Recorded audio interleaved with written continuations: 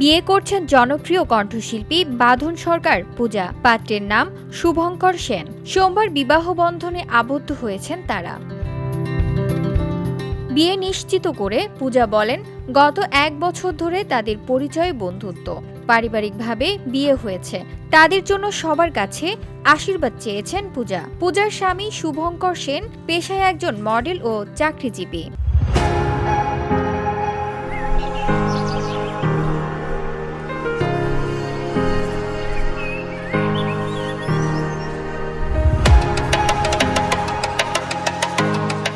বাঁধন সরকার পূজা দেশের জনপ্রিয় কণ্ঠশিল্পী। তার গাওয়া 10টিরও বেশি গানের ভিউ কোটির ঘরে ছাড়িয়েছে। সেই গানের তালিকায় রয়েছে তুমি দূরে দূরে থেকো না, 7 জনম, এত কাছে, চুপি চুপি, একটাই তুমি, তোমার আমার ভালোবাসা, তুমি ছাড়া কেন বারে বারে, মানে না মন, মিউজিক তোমায় ছেড়ে।